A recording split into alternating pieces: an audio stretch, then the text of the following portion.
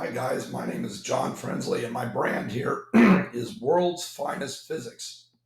And I was on Facebook a week ago and on an Algebra 2 pre-calculus and calculus teachers group, and a gal named Whitney asked for a good project for pre-cal for 2D vectors, and I kind of talked about what I'm going to talk about in this video. And then this fellow named Tom said, I'd really like to know more about it. So that's why I'm making this video and hopefully going to put my files out there for you. So when I introduce vectors, I have my students do an activity.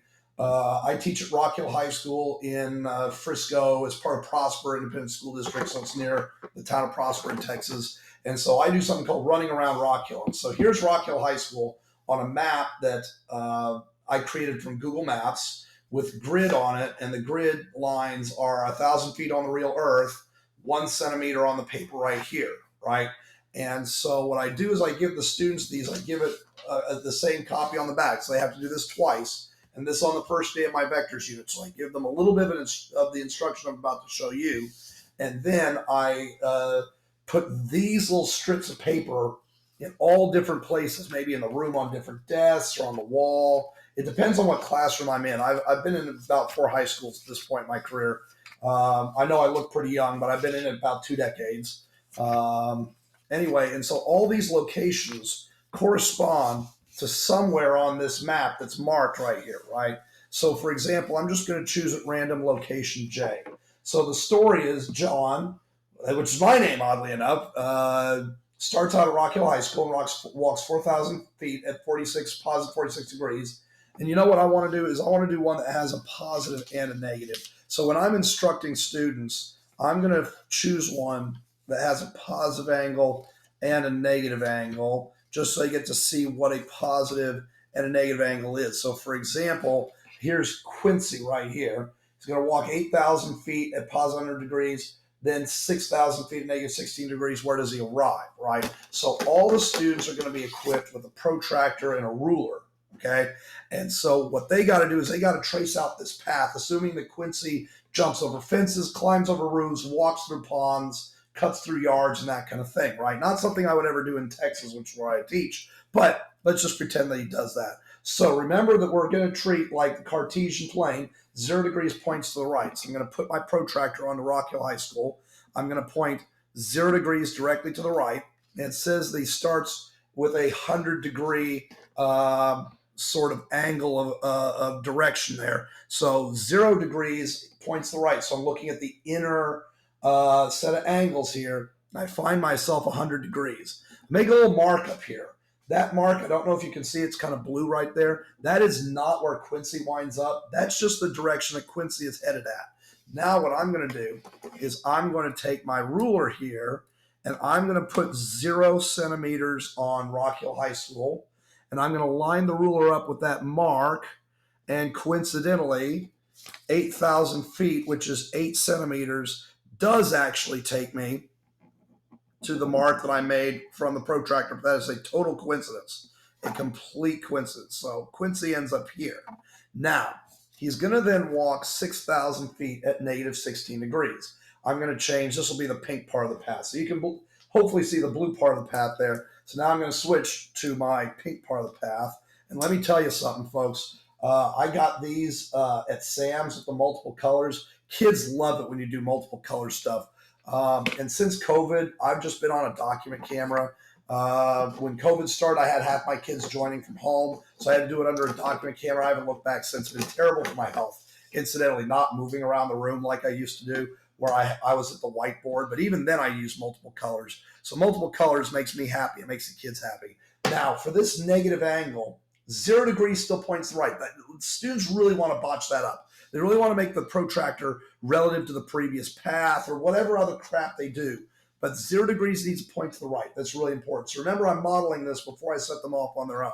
I probably would use location Q to model it, and then Q would not be one of the locations spread throughout the room, or else they just copy what they saw from me. So negative 16 degrees. So now I'm looking around the outer side here, right? So there is negative 16 degrees right there. Okay, 0, 10, 20, so that's negative 16. This is not where Quincy's going to end up. It's just where he's going to walk toward. And Quincy's not going to teleport back to Rock Hill High School. Students will do that too, where their vector will come back out of Rock Hill High School. It's like, no, Quincy is still here. But where's he going to walk? He's going to walk toward this. He's only going to go 6 centimeters, right? 6,000 feet. So I'm going to go 1, 2, 3, 4, 5, 6. And where does he end up? He ends up at this playground right here, which oddly enough is actually a playground my kids fancy. And so the location letter was J. All right. The student's final position was play area.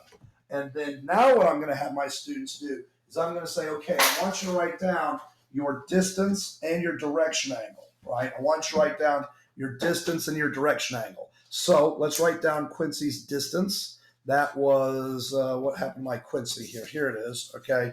So Quincy is 8,000 feet at 100 degrees.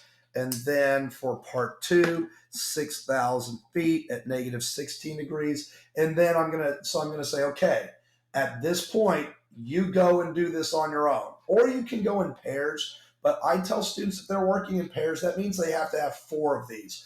1, 2 for one student and 3, 4 for another. So it's 4 completely different ones. So maybe one is doing it and the other one's like watching and making sure they do it right and agreeing. And then student B is doing it and student A is watching, making sure they agree with the process, right?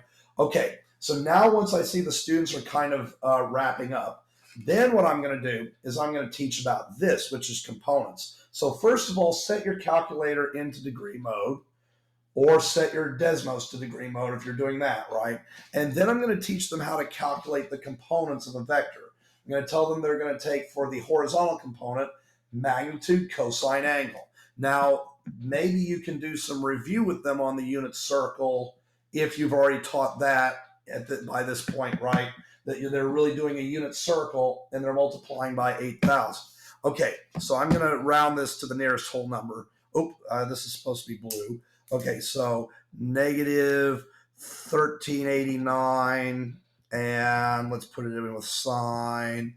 Okay, 7,778, right? Okay, and then let's do it with 6,000 cosine negative 16 and 6,000 sine negative 16, right? Switching to pink. 5,768, I guess it would be, and negative 1,654, right?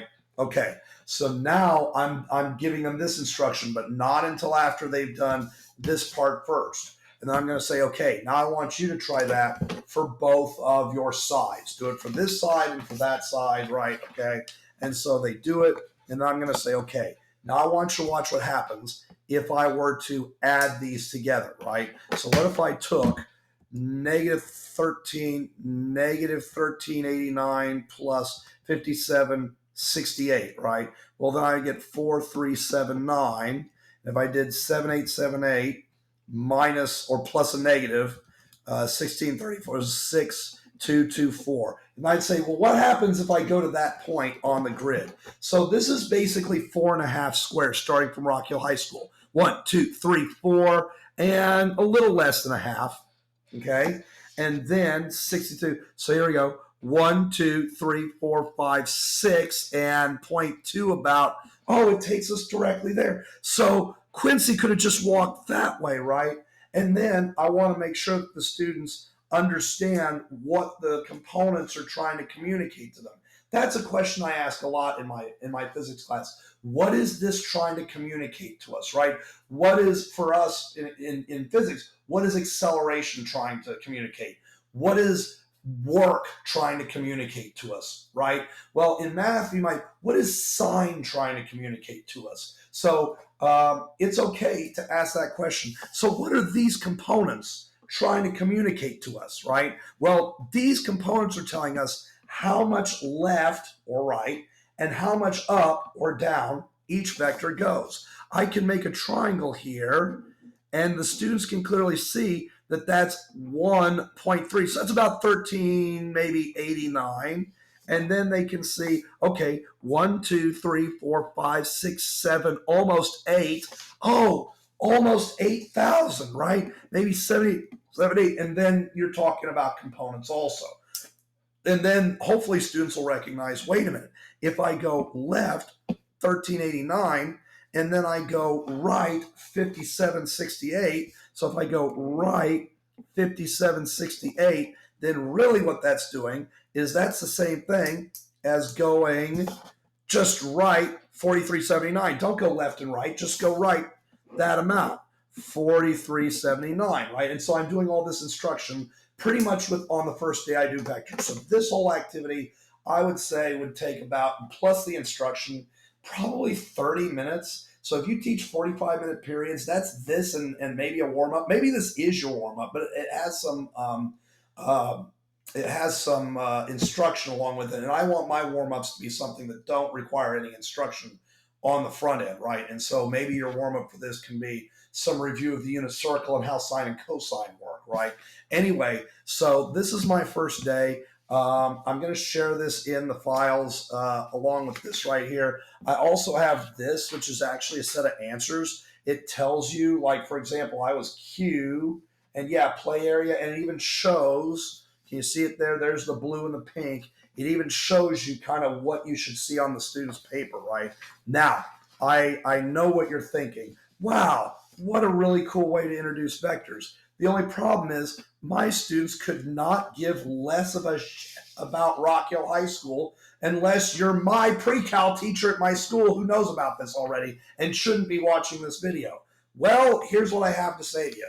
What I have to say to you is this. I have actually made these for other schools. So this is a nearby high school called McKinney High School, and you'll see it's a little different than the one that I made before. This one I made several years ago. This one is kind of new. You can see I made much bigger labels. I think the coloration on the map is a little bit better. The only problem is that Google has changed Google Maps where it doesn't display the street names. But even then, I don't know that you can see the street names here very well anyway.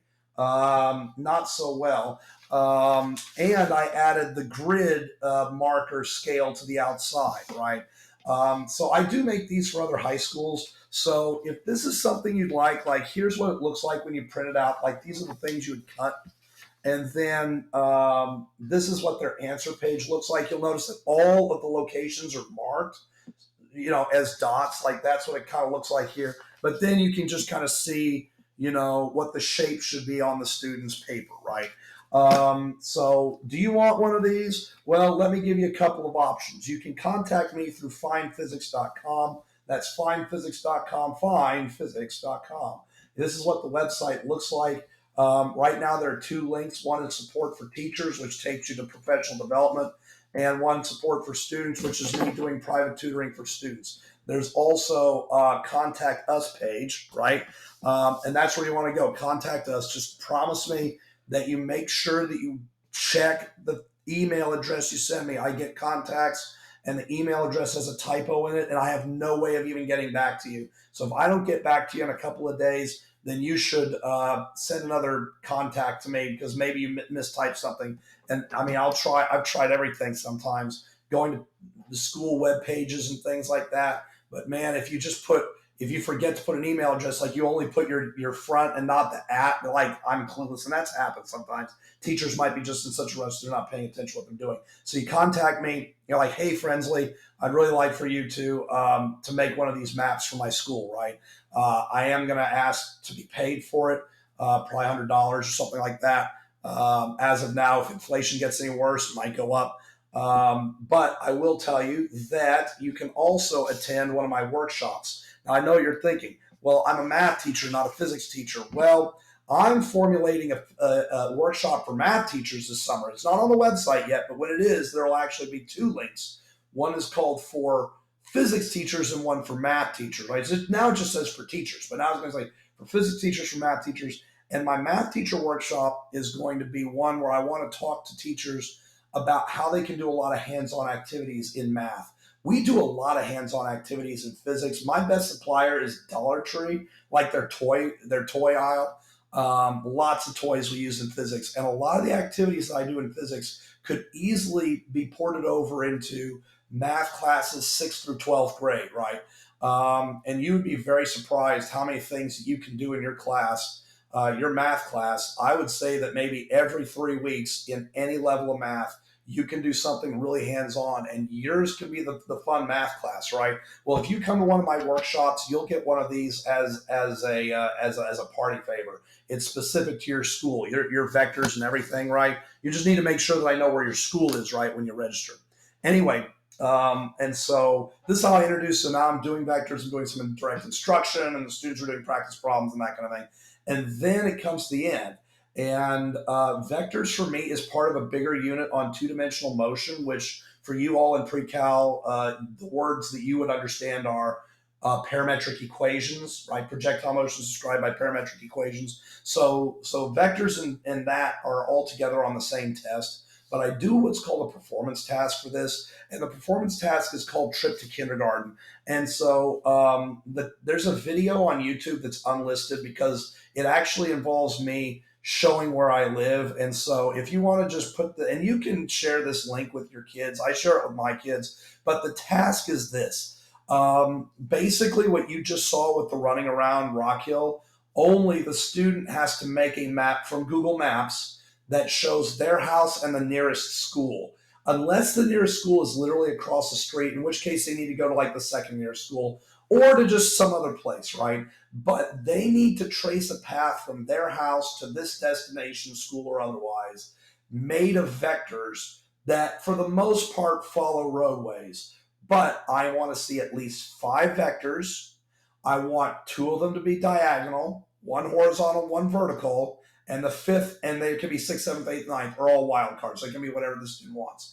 But they have to be tail to tip or head to tail, however you say it, from the home to the school or whatever other destination, mostly following roads. I'll forgive them a couple of times if they go off road, especially if that's what they need to do in order to get a diagonal, horizontal, vertical, or whatever. And then, so they're going to take the map and they import it into Google Images, Google Drawings. And this video shows this whole process. So they bring the video into the map into Google Drawings. They make a grid, and then they draw the vectors, and then they're going to eyeball the components. They're going to use their eyes and the grid and the arrows to say, yeah, that vector is about blah down meters or feet and blah left and right, and they use the correct signs, right? Then they have to take each vector and turn it into polar form. They have to add up all the vectors to get the net displacement, and then also turn that into polar form. So I'm going to show you that I link my students this on Google Classroom. I make a Google Doc out of this. This is just a regular Word doc, but I make a Google Doc out of this, and I link it to them to their assignment on Google Classroom. So that it makes a copy for all of them, and this is their template, right? So they just fill in the template right here, right? So they put a number, they put units, put a number, put units, blah, blah, blah, blah, blah. My notation for polar is magnitude at sign direction. I don't, with a degree sign, I don't use an ordered pair notation with polar, just because I feel like if I see parentheses with a comma, that's X and Y. So I use an at sign notation, but you can use whatever notation you want. It's your classroom as far as I'm concerned. Anyway, so that is the template. Here is mine. This is my trip to school, right? Okay, a trip to kindergarten, right? I call it trip to kindergarten just because, for 2 reasons. Because there's a separate project that the students do called Trip to School, where they make a distance versus time graph of their trip to school by timing and measuring the distance, like as their parent drives them to school. So I call this Trip to Kindergarten just to make it sound different, and because the nearest elementary school is always the nearest school is always an elementary for me, or for our students where I am. So you can see kind of how I filled it in, and net displacement vector. One more file, and I call this the grader.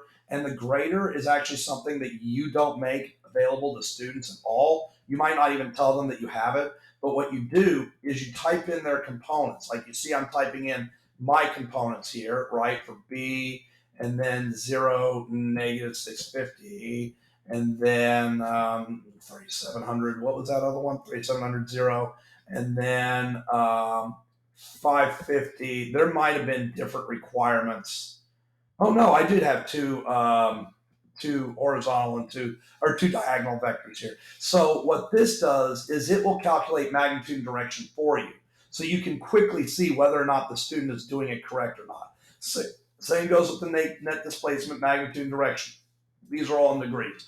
Any vector It's not used, excuse me, A vector is not used, just leave it all zeros. And then over here, it tries to kind of give you a sense of what the map will look like. The only problem with this picture is that it will not have the same scale horizontally as vertically. So it will not look like the real Earth. It'll be like distorted maybe. And I can't fix that in Microsoft Excel. But the bottom line is you can look at this and say, oh, right, down, excuse me, left, down and left, down, right, down and right. Let's see here. Yeah, that's about what that looks like, right? And it looks about like that. So anyway, sorry, no scalar multiplication here, no dot product. I can, if you're really hurting for something that involves dot product, I will tell you a problem that I do with students. This dot product, and it involves taking the latitude and longitude of two cities on the Earth and the radius of the Earth, and you actually construct vectors, two vectors, that point from the center of the Earth, one to each city. And then you find the dot product between the two vectors, and then you find the angle between the two vectors using the cosine. And with the angle and the radius of the Earth, you can get the arc length between the two cities. It's the shortest length of arc. So that would involve dot product, right? So if you want to know more about that, hit that contact button. You can subscribe, but a lot of these videos that are on this YouTube channel are going to be physics. Once I get my physics built out, which will take a few years, I might start into some pre-calc, calculus, algebra type videos. But contact me through World's Finest Physics. Let me show you that address again. Hey, this is the YouTube video that explains how to make a trip to kindergarten. Like I show this to my students and say, this is how you make it. And then that's how you can contact me. Just hit contact us. And I'm happy to share with you other ideas. Just remember, I'm a physics teacher, so everything I do is kind of through that lens, but I'm happy to hear from you.